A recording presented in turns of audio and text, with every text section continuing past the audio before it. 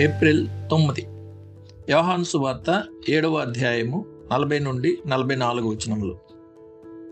ఉపేక్షించే దేవుని హస్తం తన శత్రువులందరి మీద ఉన్నదన్న విషయాన్ని ఈ వచనాలలో మనం చూస్తాము. మన ప్రభువును పట్టుకోవాలని అవిశ్వాసులు భావించారు, కానీ ఆయన ఘడియ ఇంకా రాలేదు కనుక ఎవరు ఆయనను పట్టుకోలేకపోయారు. ఆయన్ని గాయపరచాలనే చిత్తాన్ని వారు కలిగి ఉన్నారు, కానీ పైనుండి నిరోధించే అదృశ్య శక్తి వలన వారికి శక్తి లేదు.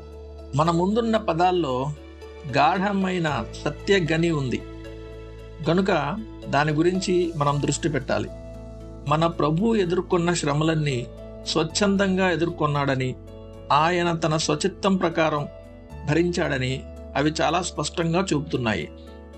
ఆయన నిస్సహాయుడు గనుక ఆయన సిలువ వద్దకు పోలేదు. ఆయన తన మరణాన్ని నివారించలేదు గనుక ఆయన చనిపోలేదు.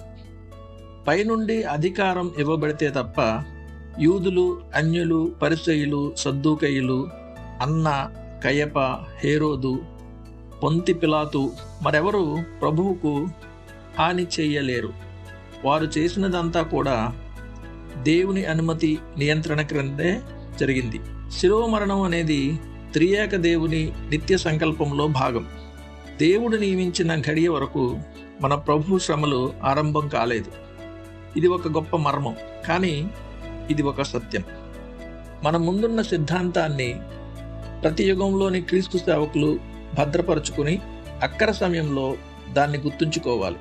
ఇది భక్తిపరులైన వ్యక్తులకు చెప్పనశక్యమైన సంపూర్ణ సంతోషం, ఆనందం, ఆదరణ.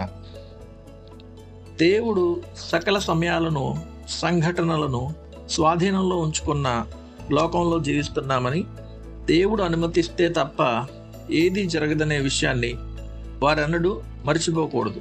వారి తలల్లోని వెంట్రుకలన్నీ లెక్కించబడ్డాయి. దేవుడు అనుమతిస్తే తప్ప విచారం, రోగం, బీదరికం, హింస అనేవి ఎన్నడూ వారిని తాకవు. పైనుండి అధికారం ఇవ్వబడితే తప్ప నాకు విరోధంగా ఏ శక్తి ఉండదని మీరు ప్రతి కోడలిలో ధైర్యంగా చెప్పవచ్చు. అప్పుడు వారు ధైర్యంగా పనిచేయగలరు. వారి పని జరిగేంత వరకు వారు అమరులే. వారు శ్రమపడడం అవసరమైతే ఓపికతో శ్రమపడనివ్వండి. వారి కాలగతులు నీ వశములోనున్నవి. కీర్తనలు 31:15. ఇక్కడ సమస్త విషయాలను పాలించి నడిపించే హస్తం పొరపాటు చేయదు. ధ్యానం కోసం మరణంలో హతసాక్షి ఆనందం సమస్తం మీద సమస్తంలో పాలించే ప్రభువునందు సంతోషమే.